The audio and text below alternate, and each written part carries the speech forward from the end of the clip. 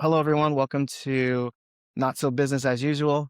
I am here with my friend Jim Nugent, attorney at law. Jim, welcome to the podcast, sir. Today, we're going to be talking to Jim about technology, AI, and how he uses technology today in his practice to become such a successful attorney, and where are some of the gaps that maybe AI can help fulfill for him. So, Jim, before we get into it, I want to tell you a funny story.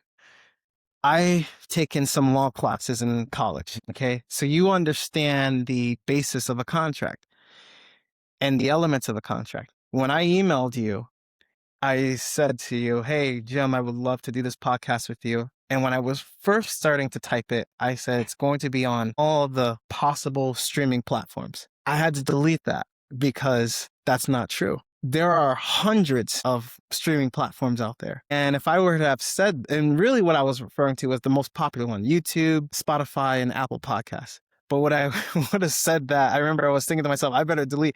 He's not going to like give me a hard time about it, but like he's an attorney and you have to be sure when you put something out there that that's the contract. If I say, here's the offer and he accepts it, that's a contract. So if he goes back and he says, well, I only see me on YouTube and Spotify. What about, this place down in Argentina? There's an app in Argentina. You said every single platform and you didn't do it. So that's a breach of contract. We all see like, so that just goes to show that I do pay attention in these classes, but I know the elements of a contract and how you're supposed to do one. So that was I was really like, it actually gave me a chuckle when I was writing it down. I was like, oh wait, delete.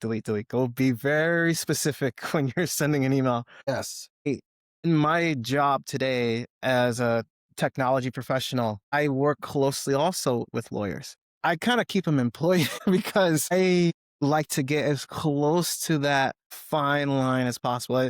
And I'm sure if you read the paper, if you read the paper, you'll see like telecoms always in some sort of litigation. Someone's always suing and there's a breach of contract. You said you were going to deliver this. You only delivered this. And for me, I try to do some things that are so like on the edge where like the lawyers really like they hammer like I've been well groomed on how to talk to attorneys, especially when it comes to corporate law, because they are very specific. And I hope they're not watching this, but I also try to make sure I don't say too much that will open, because like I learned that if you overtalk yourself, you're giving them a whole lot to work with and a whole other they'll lead you down a whole series of questions and they'll start to question this. And then they'll just say, no, I can't approve this without you making these changes. So to the lawyers out there, I will keep you guys in business. I'll keep you guys busy as much as I possibly can with all my things. But outside of that, I wanted to talk to you today about your practice, how you're using technology, and ways that AI can help you in the future, and also to see what you do know about AI and how comfortable are you with it. But before we get into that, wanted to talk to you about like where are we? What type of attorney are you? Where's your focus, and what are some of the highlights in your career so far? Great. Well, thank you, James, for asking me to join you today. I'm very excited to see you again. It's been a little while. We're here at my law office. Nugent Bryant is the name of the law firm. We're at 31 Broadway, North Haven, Connecticut. We're a small firm that does primarily two practice areas: trial work, whether it's personal injury, wrongful death, truck and motorcycle accidents, as well as real estate and criminal law. And we do probate estate planning. So those are the two major concentrations of our practice. Got it. Great. And how long have you been an attorney for? I've been an attorney since 1989. Wow. My father was an attorney. I joined him in the practice of law. The firm back then was Shepherd Nugent Bryant. Mr. Shepherd passed away, so it became Nugent Bryant. My partner Stearns Bryant is still practicing with his son David and another attorney, Michael Brandt. And then we have two more attorneys, my wife Julie, who you know, and my son just joined us last year, Patrick. Oh, cool. So we're keeping it going. Next generation, that's right. That's awesome. That's awesome. And my hope is that his generation, no offense to the current generation, but I'm hoping that with technology, we turn out the best generation of attorneys in the future. And with that said, so you've been in the game for over 30 years, client onboarding journey look like? So I'm, I just got into a horrific accident. Okay. And now, what do I do next? Sure. So to give an overview of a typical personal injury case, a car accident is Mm, the example you gave. If it's a horrific accident, I will show up at the hospital when the injured person or a loved one of a family member calls and says they're in bad shape, they're in the hospital. I'll go down and check on them and see what I could do to help them out in this exigent circumstance they find themselves, whether they were on their way to work, enjoying the weekend, and all of a sudden they're laid up with broken bones, possible brain injuries in a hospital bed. Their life has been turned upside down. They're worried about a lot of things, their good health, the medical bills, the lost wages, everything is running through their minds. So yeah. I'll go down there and basically answer whatever questions they have, and just that's the first process of onboarding. I need to meet them, they need to meet me. We have to understand that we're going to be entering into a relationship, a legal contract, like you were talking about beforehand, Yeah. when they're good and ready. Mm, It can't be rushed. They can't be in so much pain on any pain medication, or they could interview any lawyer they want. We're very confident in our skill set. And if they want to go and get second opinions, be my guest. After that initial screening process, and they want to onboard with us, they will either come to the office, or again, we will go to them at their home, at the hospital, at physical therapy, convalescent homes, wherever, and do an complete understanding of who they are, right down to which high school they went to, as well as all the legal information that's required to represent them. Forms will be signed. One that just about everyone knows is a HIPAA form, so that they give us a HIPAA form authorizing us to contact their medical providers to obtain their medical records, so that we know exactly what injuries they suffered, what the doctors and therapists and nurses have written about them, and we digest that information so that we can best represent the person. We also do an extensive investigation as to the person who hit them, the cause of the crash, including insurance record background checks, internet background checks, asset searches, and criminal convictions searches. If the person who hit them and caused the crash is being prosecuted by the state for criminal charges, we enter an appearance in that case so that any plea negotiations or trial preparation involves us. Justice is a funny thing. Justice is more than just money. Sometimes it's making sure those who are responsible are held to accountability. that's beautiful. That's amazing. And that that sounds like a lot of personal human stuff that's going on. Like there's not a lot of like, well, the machine's gonna send you a message or is gonna call you in the hospital. Like you're showing up physically to the hospital, you're showing up physically to the client. For me, you're showing up physically to my house. So there's a lot of things that you're doing that need that human to human connection. Absolutely. From start to finish, human connection focused. Hmm. It's a one-on-one relationship. We do not do high volume. We are not a mill. Mm. We're just the opposite. We're very selective in what cases we take. And when we get them, we're not worried about the next case coming in. We focus on the case already in the door. With that being said, we do use technology to supplement and enhance Mhm. that one-on-one connection. Great. Let's talk about the technology that you're using to help because I love how you put that, right? Technology is here to supplement, not to replace. Technology is not you're not using technology. So, hey, I don't got to do this. I don't have to go see the person. It's, hey, if I'm busy, you're out giving like personalized care. Like you, be honest, you came to see me at my apartment. I don't think it was just once. I feel like it was at least 2 or 3 times. And if you're commuting to my place, you're sitting with me during business hours, that means that, yeah, how's the business getting done? And that has to be where you rely a little bit on technology. Absolutely.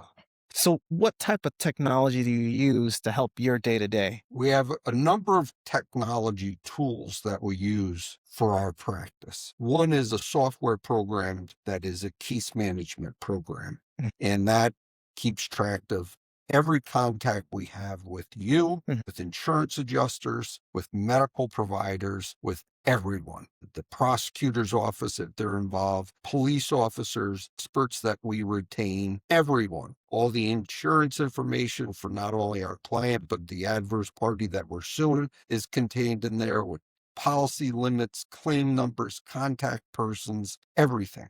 Every document is scanned in so that if I access that platform, it is a virtual file. Everything is there. Everything is scanned in. All the information on everyone involved in the case is Mhm. there. As well as if I went out to your house, when I get back, I enter an entry into the notes section and I know exactly when I went to your house, where your house was, what we discussed, any questions that need to be followed up with an answer, Mhm. and tickle it so that I'm back contacting you Mm. in a set amount of time. Now, are you manually doing all of this? Even though you're using technology, are you manually typing in your notes? That program, yes.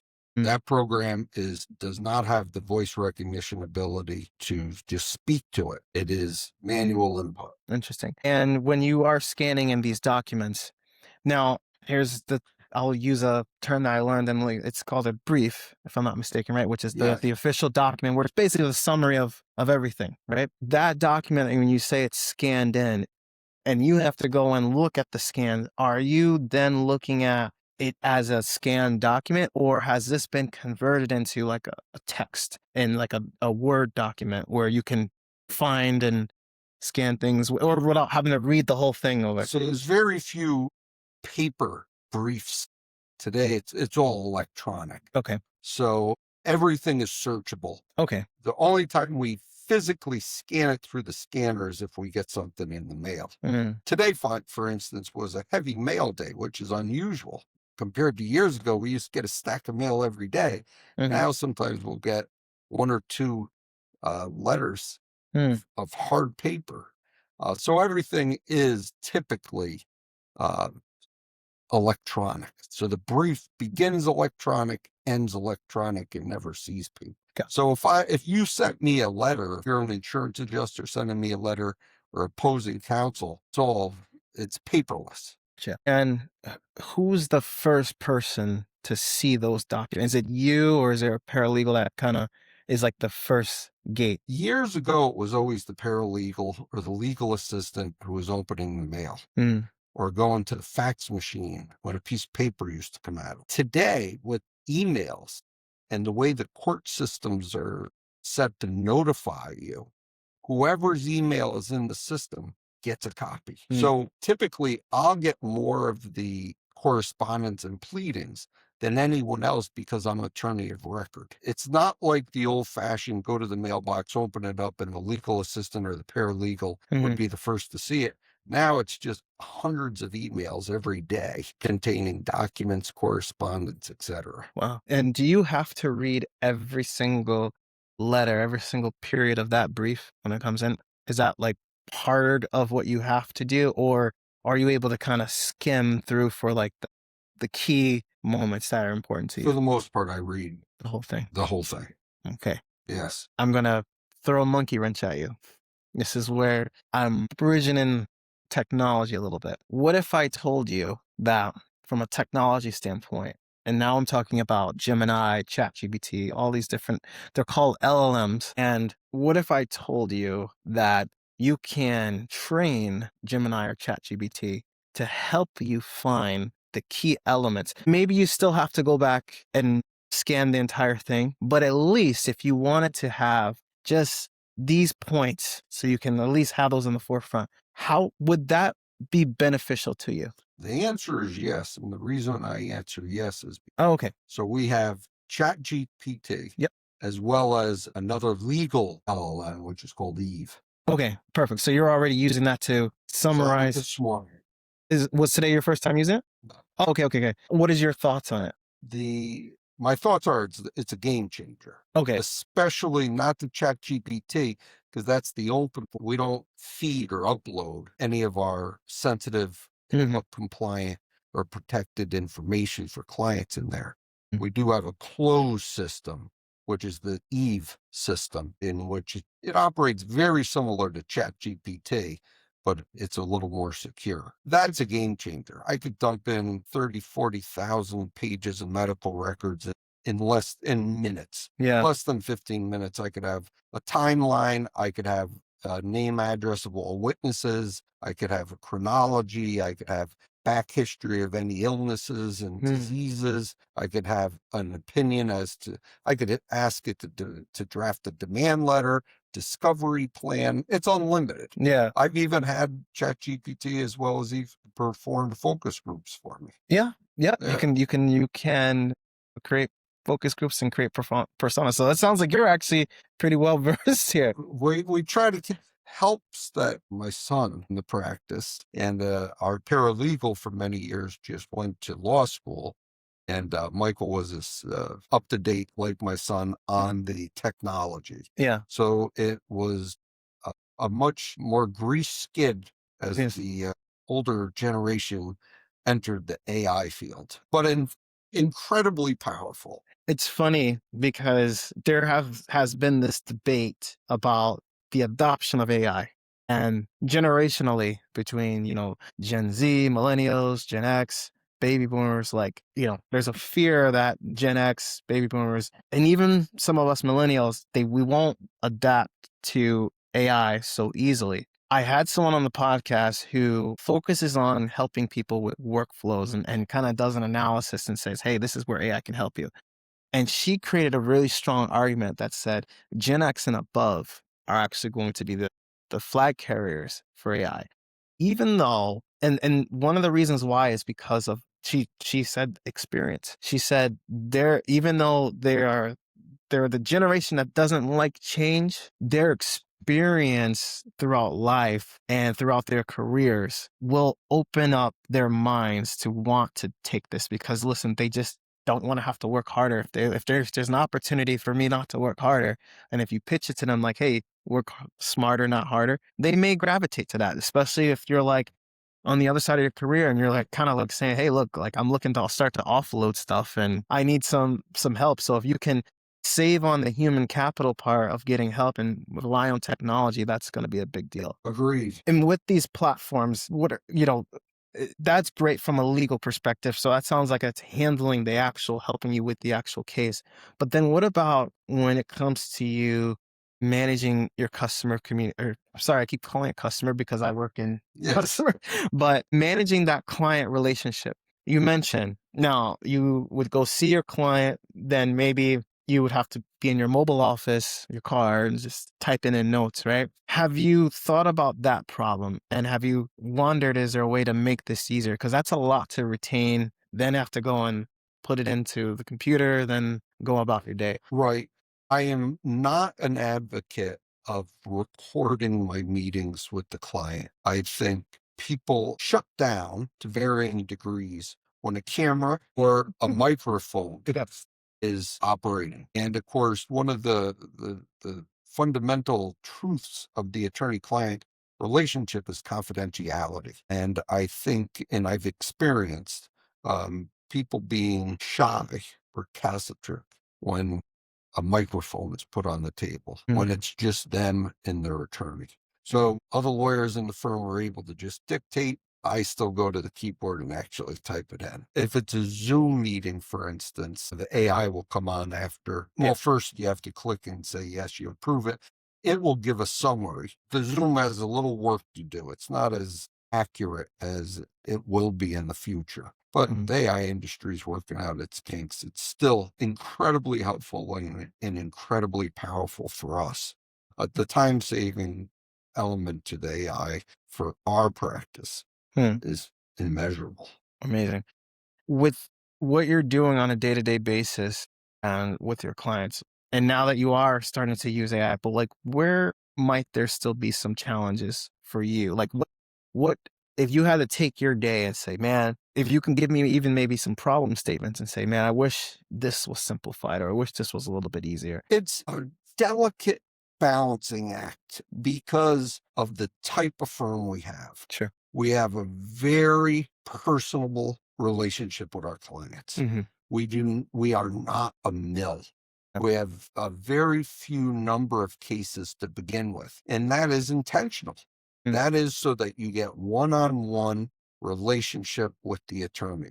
Perfect example is here you are. So it's not like, oh, you're only talking to a legal assistant or you're only talking to the lawyer when something catastrophic or earth-shaking is happening in your case. You are hearing from us. mhm. You are meeting with us. Many of the clients become friends because we are helping you through a difficult situation.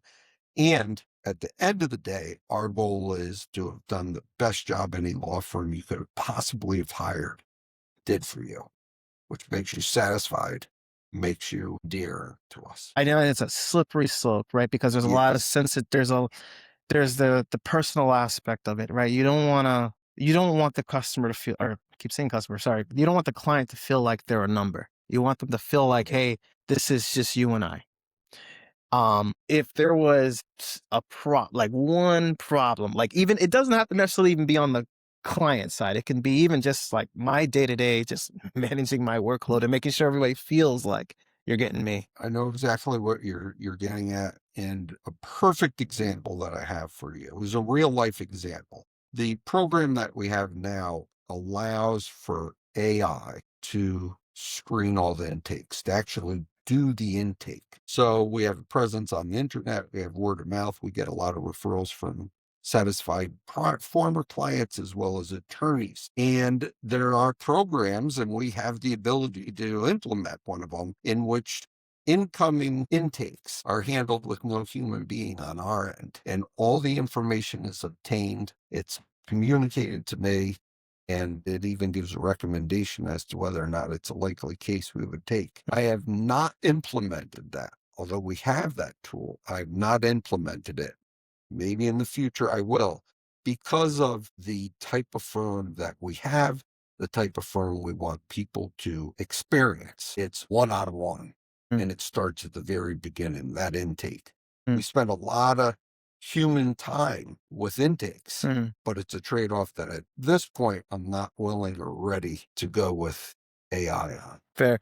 Is that an example you were thinking? That's a good example. So you're saying the intake process is very manual, but that's through design right now Yes. because you prefer to handle these intakes one by one and making sure that, hey, like I want this to be a Yeah. personable experience. Despite the fact that easily 9 out of the 10 intakes we're not accepting. Mhm. But the one that we do, the 1 out of 10 that we do, they know from the very beginning, these people practice what they preach. They said Mm, it would be personalized. They said it would be like you're a family member or a friend. And I dealt with them. I dealt with the lawyers. I mm. dealt with Julie. I dealt with Patrick. I dealt with Jen, whoever is handling the personal injury case. So it sounds like you have a very unique situation compared to a lot of the bigger firms where the bigger firms are like, we got to scale, scale, scale, scale, scale.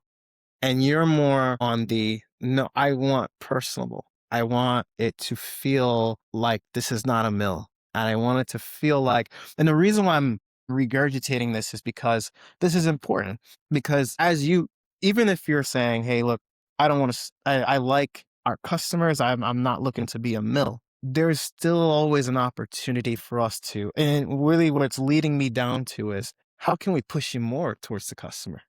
What can we do to enhance whatever it is you're already really good at doing, which is you're spending one-on-one time with your clients, you're visiting them in the hospital, you're visiting them at home, or you're doing the intakes manually. So how can we make technology work for you in a sense where it's like, all right, Jim just wants to literally be right there in the beginning all the way until the end, right? We contact the clients once every 30 days at a minimum. Mhm. That's a bare minimum. I know that. They're part of the programs that we have now. As long as we download the information into it, it will know that you have a doctor's appointment on February 18th. Through the AI program, it will put into our calendars that you have a doctor visit on the 18th. It could, if we program it and hit the allow button, to send you an email or a text or robocall you on the 17th to remind you that you have the doctor visit on the 18th, and then call you, email you, or text you on the 19th to see how it went, which would then all be downloaded into the system. A weekly or daily briefing would be sent to me, all without a human Hmm. doing anything. So that's a possibility. Those are, and I'm toying with it now. And the reason I'm starting up toward it is a lot of people are into texting. People Yes. text much more than they actually talk on the phone. We're Yes. carrying phones on us at all times, but they're very seldom used as a phone. Yes. The texting, the emails, the internet scrolling is, I think, much more prevalent for the phones that we carry. Yes. With that being said, receiving those texts before and after the doctor's appointment may be something that people will welcome. So really so an area of opportunity might be, kind of taking the client journey and figuring out these milestones where we need to have a touch point and also be able to receive information back from that client in one way, shape, or form. Right. Timely. Timely. Timely information is crucial That is because great. people forget what the doctor said, or Yeah. 5 things were said, and after 3 days, you may only remember 3 of them. Yeah. So yeah, and you use the perfect word there, touches. We'll still maintain our personal touches. That would be AI generated touches in a timely fashion, obtaining information in a very timely fashion that Yeah. help us Yeah. for when we follow up with the one-on-one telephone call each month. You're absolutely right, because that actually is, I think that might be the lightning in the bottle here, which is timing. Everything is super critical. Even from my own experience, right? Like the timing of when you have the information, when you send it, because this all becomes part of a legal document, right? Right. And you don't want to forget a thing, because that little detail can make the difference between winning and losing a case, or $200 and $1 million. That's right. So, and I know from my own experience that I'm not always a detailed person, and my wife gets on me about, like, she will probably ask me, "How did it go?" And I may come home and say, "Oh, I'm good." And that's it. Where's the detail? So when you think about the detail from a client, and me being a client in that case too, it's a lot of information to recall in such a stressful time. So I'm starting to kind of lean more towards the technology that could potentially help you would actually be more so to help your clients. Because from my own experience, like, I remember when you and I would have conversations, and I'd be on the phone with you. I'm like, all right, let me think here. Was it this or this? Or there's times where I'd be like, hey, I made a mistake. I have to call you back. For me, I'm thinking like, oh, what's the difference? It maybe was blue, or it could have been red. But for you, it's like, dude, that that could be, that's a huge. And I remember you and I having some conversations, and I'm like, man, he's really like trying to be very specific on some of these questions. It almost seems like if there was a way, even in the onboarding process, to really frame out a scenario to at least help the client with a depository of, like, hey, just do a dump here as information, right? That way you don't have to worry about writing it down, or if I didn't remember. And not only that client, but the family too, and even the employers, right? Because, and I'm thinking about my own scenario. I don't remember if you guys did it or if I had to do it. I think Julie was the one who actually reached out to my employer to find out, like, my vacation time and all this stuff like that. And that is great. But for Julie to do that, it's serving me as a client, but it doesn't necessarily be that she has to reach out to my employer. It would be great if there was some sort of portal Right. where you guys can go in and just grab the information. And the next step that's already implemented, uh, or already available, is after AI contacts you to remind you of your doctor visit for tomorrow, and contacts you the day after tomorrow to find out how, as you give it information, well, I went to see Dr. Smith, he performed an examination on me, and I'm going back to see Dr. Smith in 4 weeks. It will, one, automatically generate a request for yesterday's visits, notes, and calendar it. One, to remind you again of your appointment in 4 weeks. Two, to follow up after that appointment. And three, with the HIPAA authorization, get those notes from that doctor visit. If you say you're going for physical therapy during that time period, it will also request the updated physical therapy notes from the facility. Got you. How big of a problem is the accuracy from a client? Like when, because it's tough, right? Because I'm trying to recall in a very stressful moment. Is that ever an issue? Or we have enough tangible evidence where it's like, hey, even if you're inaccurate, we can correct it here. It's so hard to determine who's accurate and who is not. We get medical records in every single day. You could break your right leg. Pretty obvious which leg's broken and which one's not. We'll get records in from the hospital, from physical therapy, from orthopedics. Yeah, James suffered a left broken leg. It's like we know it's a right broken leg. There's no question which leg's broken, and the medical records often wrong, Wow. which perhaps the client is also equally wrong on different occasions. But I think the word processing, or maybe it's the use of AI, but it's been going on for decades that I've been in practice. It's a lot of cut and paste, not necessarily from the same patient's file, and mistakes occur. So we need a way to help identify inconsistencies and erroneous gaps somehow. Which AI it will already do. I could type into the program, our closed program, identify every record by date stamp number or date, medical provider, where they claimed his left leg was broken, and then type in where they claim his leg. But will it identify that for you, or do you have to manually go I and would prompt it. you would have to prompt it? The prompts are, those searches are typically only as good as the prompts. Sure. Yes. It's garbage in, garbage out. Right. But you could be very specific with your prompt, and it will mine those documents. Oh, yeah.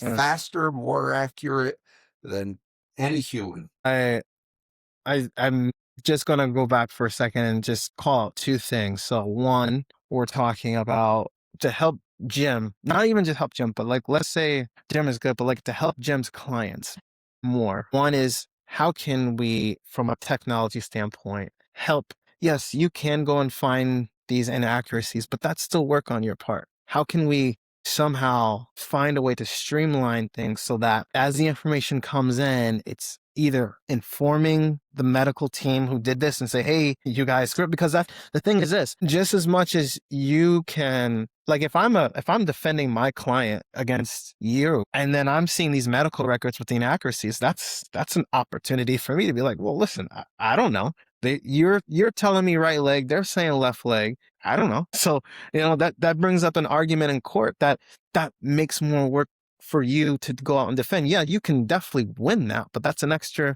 step for you. So I think technology-wise, accuracy, how can we make sure that it's not garbage coming in? Yeah, that's beyond my Sure. expertise. Yeah. I'm on the output end of this AI, but that's what needs to be worked on. Right. And I have typed in, I've asked for a medical summary. Let's say in your case, give me a medical summary, James' case.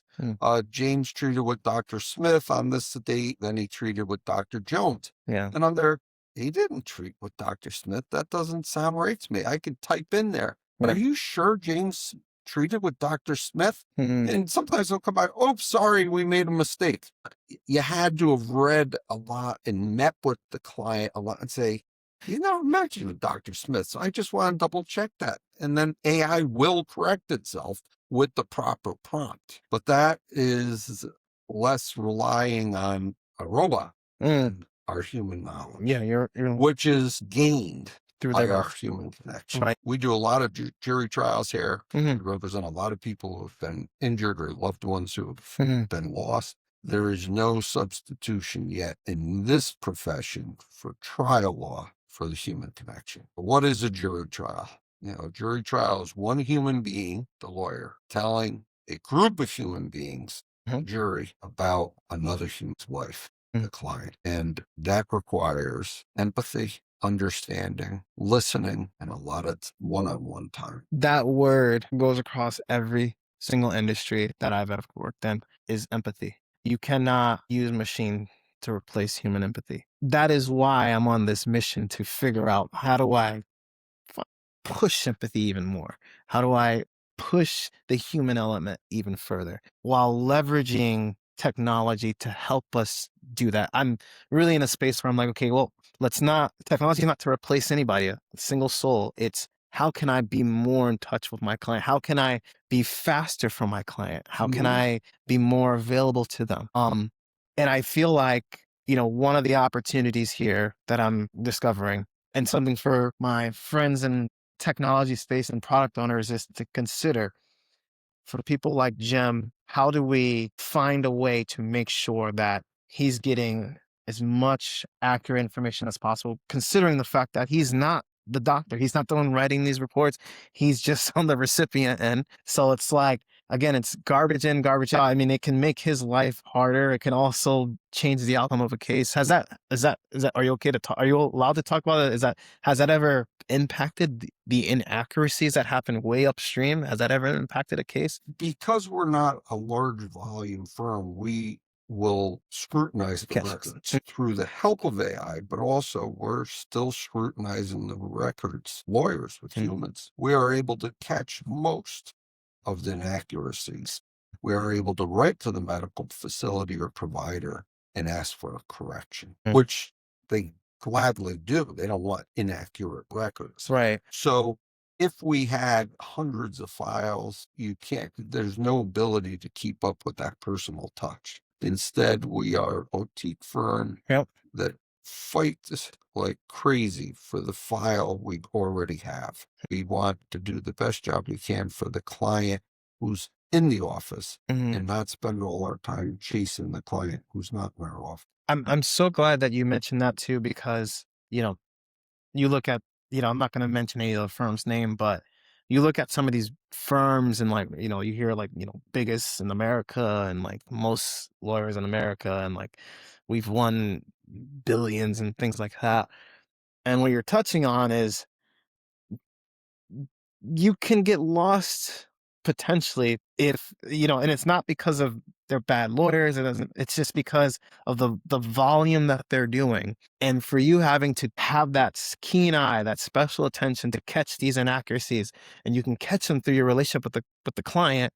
If I'm representing 30 clients, I really got to lean on, hey, things got to be spot on. Or even if they're, whatever's coming in, I don't have the time. It's just not humanly possible to find all these things if I'm doing 30 cases at the same time. And almost seems like, hey, are we, I want to say we're winging it, but like we're just moving based on a percentage and say, hey, let's just be in the 80 percentile of accuracy and then move forward. And then we'll catch the issues later on type of thing. Right. Yeah, it's just a different structure, a different plan, business model for the different types of law firms. Hmm. We don't desire to have mass media and the phone ringing off the hook, inconsequential cases.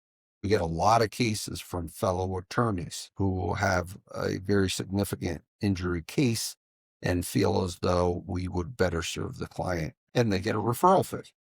So they get a check for just getting us the file, and we get to know the client, Hmm. get to know their story, put it in action with scenes and themes, and prepare it for trial. And we rely on extensive use of focus groups, in-person live human focus groups. And we also use the AI focus Yeah. groups Yeah.